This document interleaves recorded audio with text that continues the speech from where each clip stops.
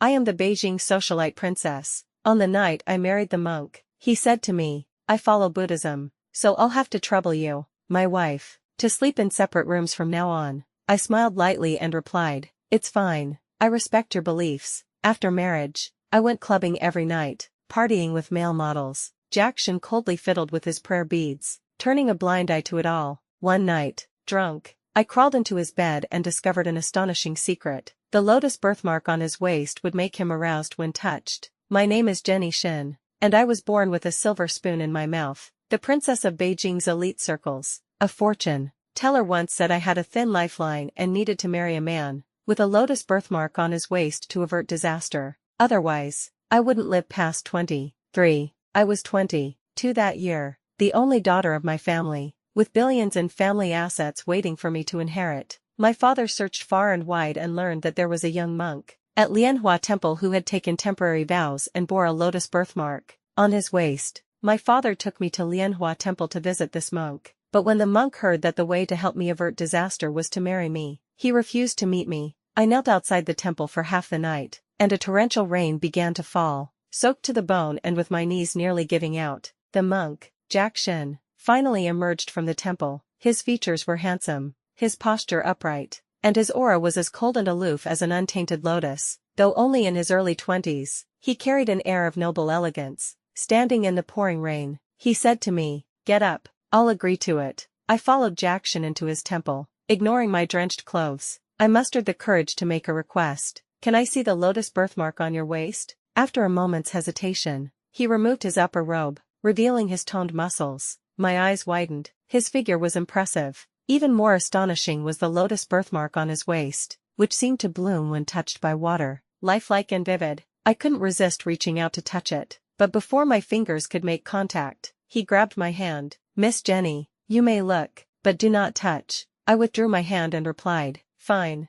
I won't touch. The next morning, Jackson followed me down the mountain. The agreement between my father and him was that we would marry and live together for a year. After that year, if my disaster was successfully averted, we would divorce. He could then leave freely. Jackson and I moved into the Chinese-style villa my parents bought for us. The villa even had a dedicated prayer room on the first floor for Jackson. On the night we registered our marriage, Jackson said to me, I follow Buddhism, so I'll have to trouble you, my wife, to sleep in separate rooms from now on. In other words, though he had left the monastic life for me, ours would be a marriage in name only. I smiled and replied, it's fine, I respect your beliefs. Jackson turned and entered the prayer room, where the sound of wooden fish chanting soon resumed. Married life was dull. Jackson stayed secluded in the prayer room, rarely emerging, and we didn't even eat at the same table. While I indulged in rich meats, he ate only light vegetarian fare. Some days, we exchanged fewer than 2 sentences. I was suffocating. Luckily, my best friend, Su Wanqing, often invited me to bars, where we partied every night. Male models took turns keeping us company. One night, after returning from clubbing, I passed the prayer room and heard the sound of wooden fish. I walked in to catch a glimpse of Jackson. He opened his eyes and gave me a cold glance. As I turned to leave, he suddenly spoke. Next time you go out, don't wear such a short skirt. You might catch a cold. Got it, I replied, but I didn't listen. In fact, my outfits only grew more revealing. One evening, Su Wanqing called me. Jenny, come out tonight. An old friend is here. Meet at the usual spot. Sure, I'll be right there, I replied. I changed into a crop top and hot pants, hopped into my Ferrari convertible, and headed to the bar. My best friend and I were well-known party girls in Beijing, VIPs at all the top clubs and bars. When I arrived at the private room, I realized the old friend Su Wanqing mentioned was Gunanchi, the hottest A-list celebrity in the entertainment industry. He was at the peak of his career, having just made the list of most handsome historical drama actors this year, captivating fans with his aristocratic looks. When Gunanchi saw me, his eyes reddened.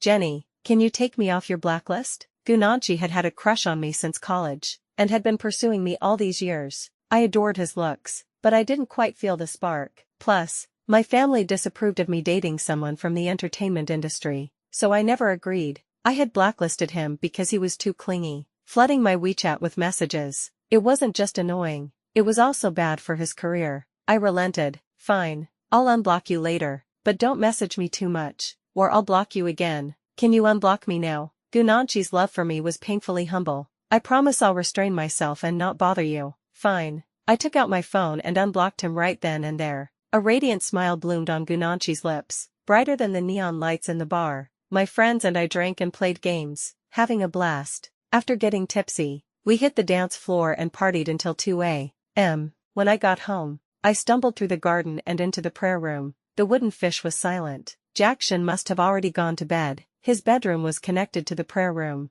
I pushed open the slightly ajar door and walked in. Normally, I'd just greet him and return to my own room, but that night, emboldened by alcohol, I climbed onto his bed and slipped under the covers. What are you doing here? His body stiffened as he scooted away, deliberately keeping his distance. I'm sleeping. I'm so dizzy, I murmured, clinging to him with a "not even the heavens could move me" attitude. Let me take you back to your room, he said, starting to sit up. I wrapped my arms around his waist, stopping him. Don't move. I'm sleeping here tonight. He was visibly uncomfortable. Then you sleep. I'll go chant for a bit. Chanting again. What's so great about chanting? I mused that someday I'd drag him to a bar and infect him with some worldly vibes. Maybe even teach him to smoke and drink. The thought of him blowing smoke rings was tantalizing enough to make me salivate. Don't go. I want to sleep holding you. I refused to let go, nuzzling into the sandalwood scent on him. You smell so good. His ears turned redder as he grabbed my hand and moved it away from his waist. Jenny Shin, could you stop moving around? I put my hand back on his waist. His silk pajamas felt smooth under my fingers. After we married, I bought all his clothes, inside and out. This silk pajama set was actually a couple's edition. I had a matching one. I wondered what color his underwear was today. Ugh, what was I thinking? Shame on me. Despite my thoughts, my hands didn't stop exploring. If I remembered correctly, his lotus birthmark was on the left side of his waist. Don't touch there. He tried to stop me, but it was too late. My fingers found the birthmark. I'm just touching. I won't do anything else, I said, tracing the lines of the lotus with my fingertips. His body trembled slightly, and he sucked in a sharp breath. Hiss. The petals of the lotus birthmark on Jackson's waist seemed to bloom one by one, as if a switch had been flipped in his body. Are you okay? I felt the changes in his body and was both shocked and intrigued. I need to chant, he said, removing my hand and trying to get up. Are you running a fever? You're so hot. I teased him half jokingly. Go to sleep first, Jackson said, putting on a robe and walking out of the prayer room, prayer beads in hand. I stared at his receding figure, dumbfounded. I'd just discovered an incredible secret. The lotus birthmark on his waist would make him aroused when touched. Huh, how interesting. To avoid disturbing my sleep, Jackson sat in the garden all night. Through the prayer room window, I saw him sitting cross-legged by the lotus pond, fingering his prayer beads. Moonlight cast a soft glow on his handsome face, and the blooming lotuses in the pond paled in comparison to his ethereal beauty. Beads of sweat formed on his forehead, and his lips took on a seductive hue, making him look like a captivating demon. I was spellbound. I got up and walked to the window, staring at him in a daze, as if sensing my gaze. He opened his eyes and met mine, then quickly closed them again. My heart raced, overwhelmed by the feeling that this moment would stay with me forever. I wanted to make him break his vows so badly. He was helping me avert disaster, yet here I was, trying to seduce him. Shame on me. The next day,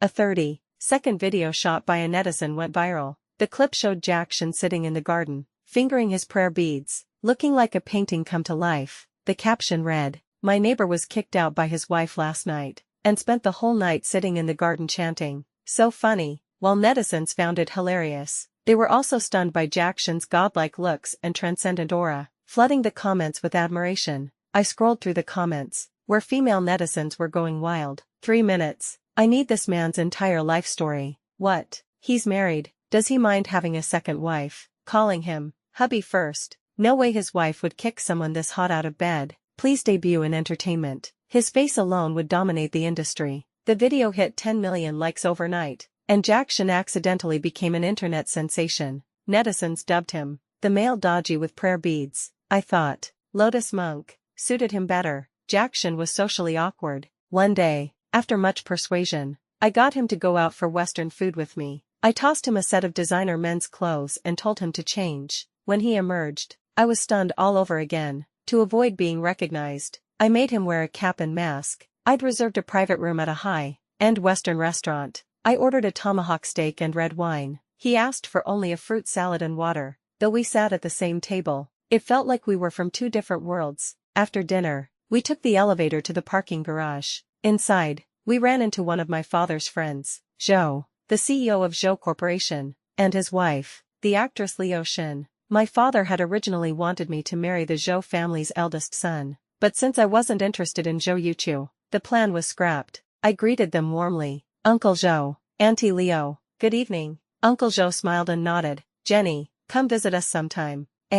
You often mentioned you. Liu Xin's expression was odd. She studied Jack Xin, her face flickering with shock. Jack Xin suddenly took my hand. I noticed his palm was slightly sweaty and trembling.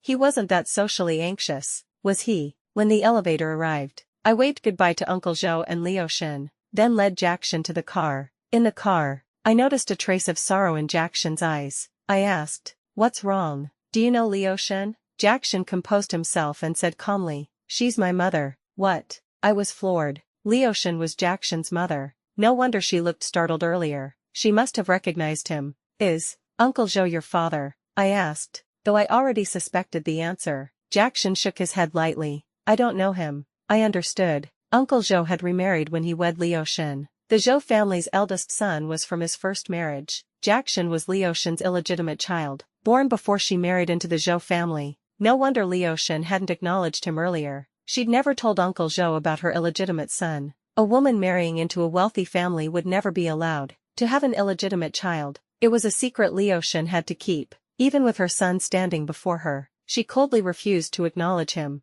Jack Xin had been sent to Lianhua Temple at age 3 and lived there until he was 23. His mother had given him nothing but her surname. Suddenly, I felt deeply sad for Jack Xin. If he could choose his own life, would he live as mundanely as I did? Jack Xin and I maintained a respectful but distant marriage for 9 months. On my best friend Su Wanqing's birthday, she rented out a bar for a party, and I happily attended. Before leaving, I stopped by the prayer room to let Jack Xin know. He looked at me and said, do you have to go? It's Wanqing's birthday. I can't skip it, but I'll come back early. Under Jack Xin's influence, my lifestyle had changed somewhat. I'd cut back on clubbing over the past 6 months, but my social circle was what it was. Change wouldn't happen overnight. Jack Xin relented. Fine, just drink less. At the bar, Gunanchi was also there. He'd been texting me occasionally over the past 6 months, but I'd been lukewarm in my responses. He'd grown even more popular in those 6 months, starring in a hit drama and landing several luxury endorsements. But he didn't seem as radiant as before. Every time I saw him, his gaze was filled with an intensity that bordered on obsession. Gunanchi said he wanted to sing a song for me, one he'd written for me in college, titled,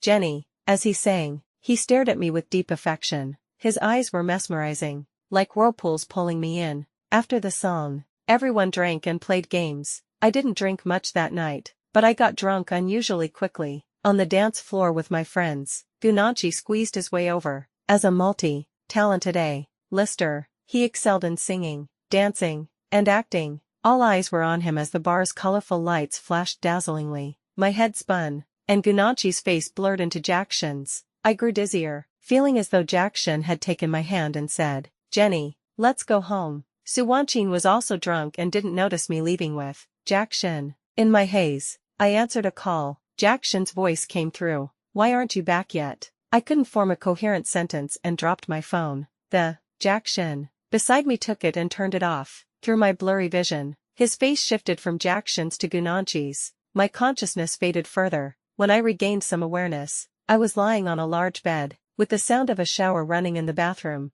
I propped myself up and saw a man showering through the frosted glass. His silhouette resembled Jack Xin's, but I knew it wasn't him. There was no lotus birthmark on his waist. The man stepped out of the shower with a towel around his waist, and I recognized him as Gunanchi. Drying his hair, he leaned down and asked softly, Jenny, do you want to shower first? I'll run the water for you. I'd always been cold toward Gunanchi, but now, whether it was the alcohol or something else, I didn't resist his proximity. Instead, a strange flutter rose in my chest. The spark I'd never felt for him all these years suddenly ignited. As if under a spell, I nodded. Okay. Gunanchi went to start the shower, and I looked for my phone. The next moment, the suite's door was unlocked from the outside. Jack Xin stormed in. When Gunanchi emerged from the bathroom, he blocked Jack Xin's path. Who are you? Jack Xin punched Gunanchi. then carried me out. The next morning, I woke up in the prayer room. My first thought was, is Gunanchi okay? Jackson had seemed to hit him pretty hard last night.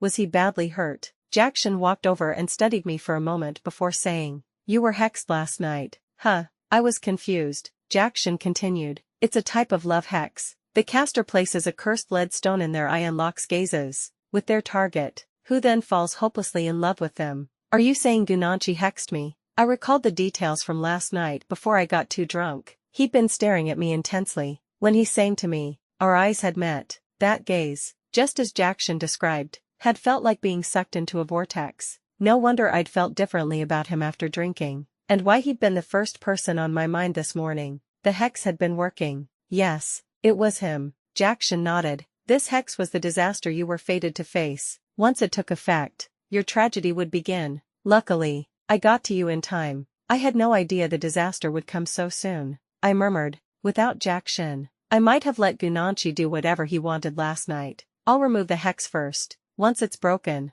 the caster will suffer backlash, Jackson said, telling me to pack for a trip to Lianhua Temple. At the temple, Jackson used water from an ancient well, incense ash from beneath the Buddha's seat, and a counter, hex talisman to break the spell. The day the hex was lifted, Suwanchin called me. "Jenny, Gunanchi suddenly went blind. His agency is terminating his contract. His career is over." No agency would invest in a blind star. Fans wouldn't support a blind idol. This was the backlash Jackson had mentioned. A fall from stardom. My heart ached. Love could drive people to such extremes. Gunanchi, was it worth it? After the hex was lifted, I rested at Lianhua Temple for 3 months. Jackson said that even though I'd averted this disaster, if I kept smoking, drinking, clubbing, and staying up late, I still wouldn't live long. Sitting under the temple's Bodhi tree, I joked, if I can't smoke, drink, party, stay up late, or fall in love, what's the point of living so long? He fell silent. I asked,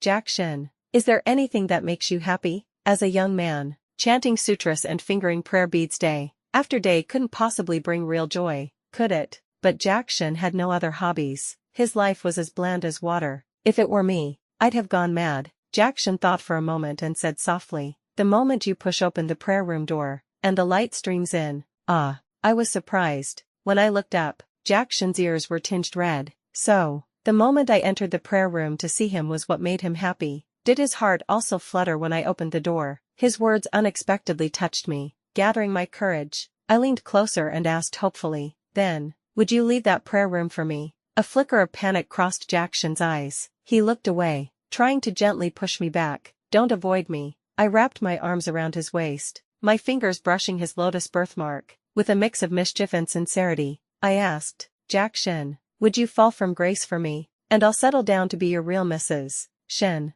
How about it?" Hiss. He inhaled sharply, his body responding instantly. The lotus birthmark on his waist bloomed petal by petal, radiant and vivid. 3 seconds of eye contact felt like an eternity. I heard his Adam's apple bob as he said in a low, restrained voice, "Jenny, we're from 2 different worlds." Jackson stood, suppressing the emotions in his eyes. "Our 1-year agreement is up. Let's go down the mountain tomorrow to finalize the divorce." Watching his retreating figure, my eyes welled up. He was the one who had captivated me. I could give up smoking, drinking, clubbing, and male models for him, but he wouldn't leave that prayer room for me. Jackson and I divorced. My father donated 30 million to Lianhua Temple as gratitude. Before returning to the temple, Jackson reminded me, "Drink less, go out less, and don't stay up late. It's better for your health. I'll do whatever I want. You're not my husband anymore. You can't tell me what to do." My words were tough, but my heart screamed, "Jackson, please control me. I'm just being stubborn. Don't leave me. I'll change everything for you. Please, just date me." I didn't know if Jackson heard my silent plea. He stroked my hair, his voice hoarse. "Go home. Don't see me off." "Okay, this past year. Thank you. Goodbye." I turned away, tears streaming down my face. We walked in opposite directions, growing further apart. Without Jackson, my heart felt hollow. I partied even harder, as if keeping myself busy would stop me from missing him. Suwanchin comforted me. "Jenny, it was just a fake marriage. Now that it's over, you're free again. Isn't that great?" It wasn't great at all. The marriage was fake, but my feelings for Jackson were real. He had captivated me. I'd never love anyone else like this. After a year of this aimless life, I couldn't take it anymore and went to Lianhua Temple to see him. It was pouring rain the day I climbed the mountain. I slipped several times, covered in mud, but I didn't care. I even wondered, maybe Jackson's kindness would soften at my wretched state. The first time we met, I'd knelt in the rain all night to move him. As the princess of Beijing's elite, I'd fallen hard for him. If he wouldn't chase me, I'd chase him instead. But when I reached the temple, the abbot told me Jackson had left the monastic life and gone down the mountain. The abbot sighed. His heart was never fully detached. After the divorce, he was often distracted. I released him from his vows. Go home and wait for him. Overjoyed, I realized Jackson had missed me so much he couldn't focus. Like me, he'd fallen in love. I asked eagerly, do you have his contact info? The abbot shook his head, handing me a letter. He doesn't own a phone. He left this for you. He'll find you when the time is right. I tore it open immediately. The envelope read, for Jenny's eyes only. Inside was a note in elegant handwriting. With nothing to my name, how dare I enter your world of splendor? With empty hands, how dare I hold you back? Jenny, wait for me until I'm worthy of you. I'll fall from grace for you. Will you wait for me? Jia. I was a mess of emotions. Angry, amused, and deeply moved. Jackson thought he wasn't good enough for me. I was just born into wealth and had a good education. Couldn't I support him? Couldn't I ask my dad to give him 500 million to start a business? Why did he have to struggle on his own? Wait. How long would I have to wait? Fine, Jackson. As long as you promise to come back, I'll wait however long it takes. With Jackson's letter as my solace, I completely turned my life around. I took over the family business and adjusted my habits, quitting smoking and drinking, avoiding parties, and unfollowing the 300 male models I'd followed on social media for their abs. I worked hard to improve myself, aligning my lifestyle closer to his. While he strived to reach me materially, I strove to meet him spiritually. We were two people from different worlds, trying to merge into one, but waiting was excruciating. I threw myself into work, using busyness to numb my longing. On quiet nights, I rewatched the viral video of Jackson fingering his prayer beads. In the garden, once, he'd resisted breaking his vows for me. Now, I resisted the loneliness gnawing at me. When loneliness struck, I'd browse photos of toned abs. But now, no male model's abs could satisfy me. I only wanted to see Jackson's. I posted a video of the lotus pond in full bloom in my garden, captioning it, "So lonely, when will my lotus bloom?" Netizens commented, "The lotuses are already blooming." They didn't know. I wasn't waiting for the pond's lotuses, but for one particular blossom. One night, I received a DM on my video account. A new account had followed me and sent a photo. It was a faceless picture of sculpted abs, 8 perfect packs, with a familiar lotus birthmark peeking from the waistband. I checked the account. The username was Wild. It was Jackson. His IP address showed he was overseas. Not bad. Jackson had learned to use a phone, post videos, and even send late night thirst traps. He was getting closer to my world. I replied, "Send me your location. I'll fly to you tomorrow." Jackson wrote back, "Jenny, not yet. I'm in the middle of exams. If you come, I'll lose focus." After some chatting, I learned Jackson was studying abroad at a prestigious university, catching up on all the education he'd missed. His dedication inspired me. I poured my longing into one message. "Jackson, I miss you so much. I'm mad with longing too," he confessed, no longer hiding his feelings. "Jenny, wait a little longer. I'll do everything to catch up to you." "Okay, I'll wait." My heart swelled with sweetness. He'd left the monastic life for me and was working hard to become an ordinary man. How wonderful. 3 years had passed since our divorce. In that time, I'd mastered managing the family business. As the only daughter, I was set to inherit billions. Before, I'd been all about fun. Now, I'd found my true purpose. On my 25th birthday, my company's executives insisted on celebrating at a bar, saying someone my age shouldn't be all work and no play. It was important to let loose sometimes. They booked a private room and decorated it, so I went along. Suwanchin was on maternity leave and couldn't make it, promising to celebrate with me later. At the bar, we drank, played games, and cut the cake. It felt like old times, but my mindset was different now. I was here to unwind, not lose myself. When the birthday candles were lit, I closed my eyes and wished, "Please let my Jackson come back soon." After blowing out the candles, I served cake to everyone. As we ate, someone exclaimed, "It's 10 p.m. Gunanchi's about to perform." Everyone rushed out to the main hall to listen. Hearing that name gave me pause. 3 years had passed, and he was no longer the dazzling star he'd once been. I hadn't retaliated for the love hex, he'd already suffered the backlash. All this time, he'd remained in my blacklist. A familiar melody began, with lyrics like, "We're just tiny specks in this vast world, but you're the center of my universe." I stepped out of the private room and saw Gunanchi singing Jenny, while playing the guitar. The eyes once hailed as the most beautiful in the industry were now sightless.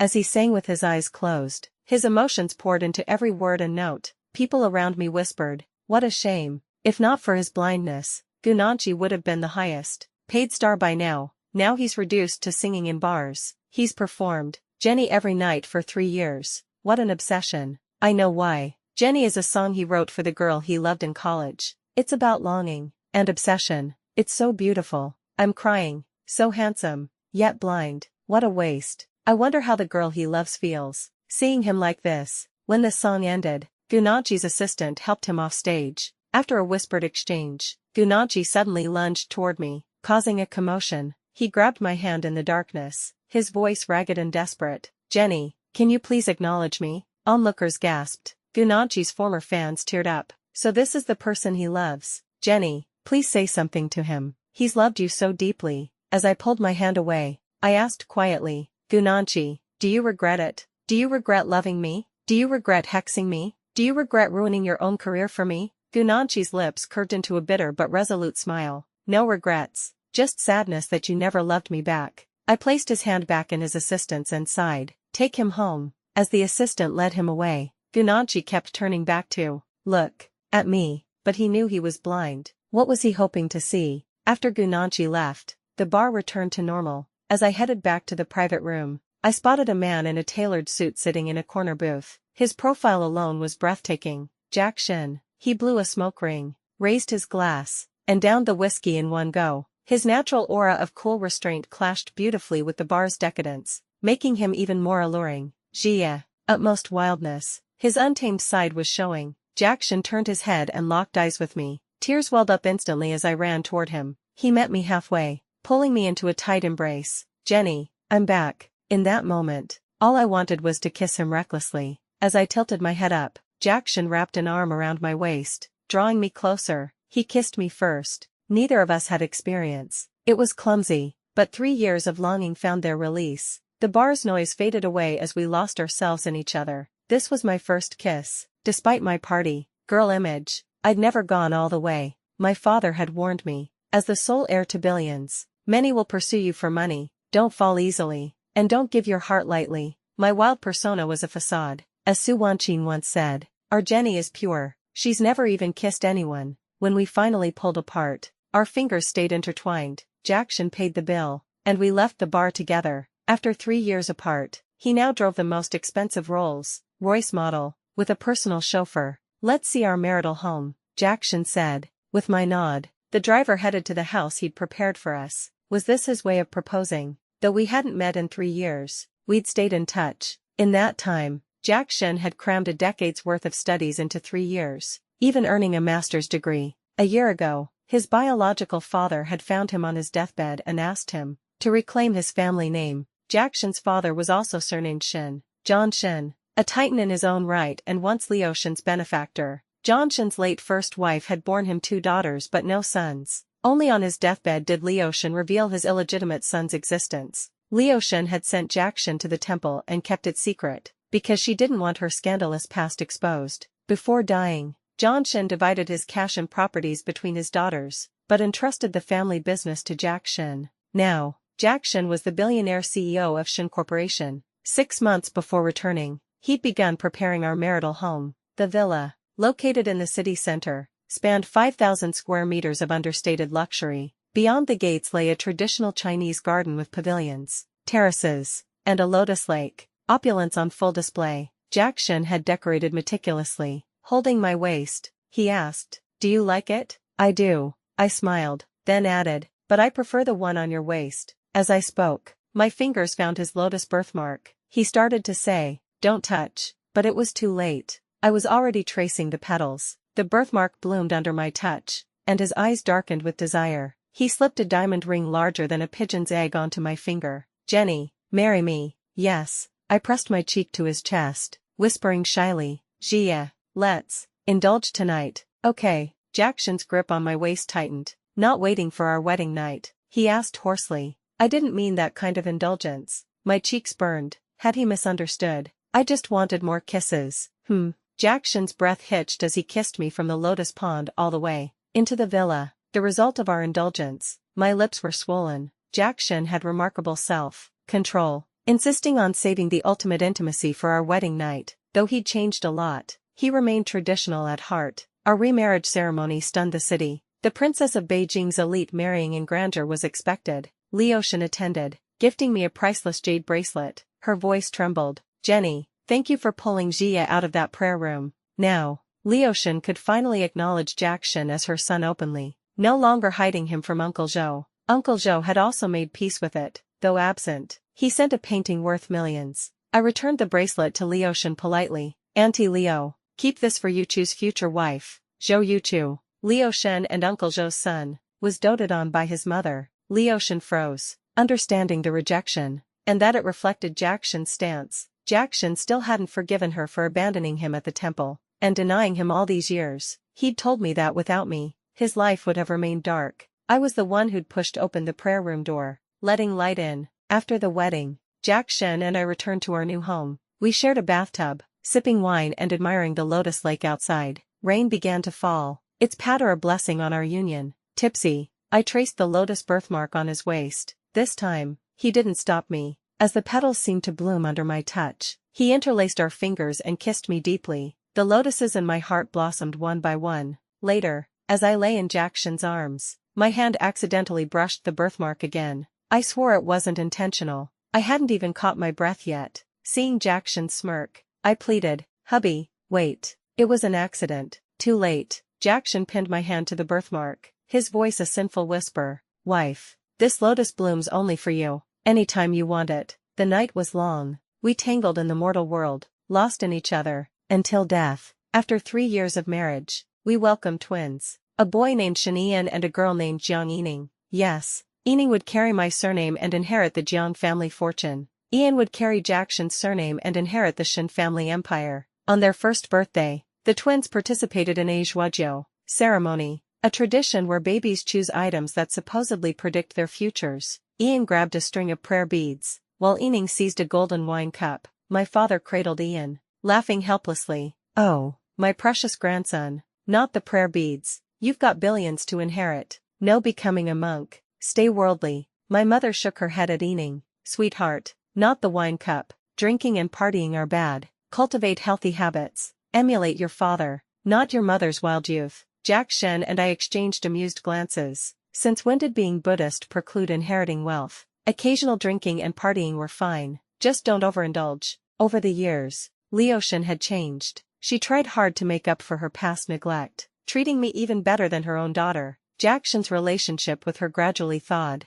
Once, during an afternoon tea, Leoshan confessed why she'd sent Jackson to the temple. First, she'd been at her career peak, freshly crowned a triple-threat actress. Acknowledging an illegitimate son would have ruined her image, and triggered contract breaches. Second, a fortune teller had advised that until Jackson left monastic life, familial bonds should remain distant. I decided to let the past stay in the past. We were happy now, no looking back, only forward. Life, love, and sunshine were ours to enjoy. Jackson was a business prodigy. Together, we expanded both family empires. Though he'd left monastic life and became a ruthless CEO, his kindness remained. We donated tens of millions annually to charity. We were business people, philanthropists, and an ordinary couple in love. Later, I saw Gunanchi on the big screen, his sight miraculously restored. Medical advances had given him a second chance. He transitioned behind the camera, directing and starring in a film titled Jenny's Universe, funded by his earlier earnings. The ending song was still Jenny,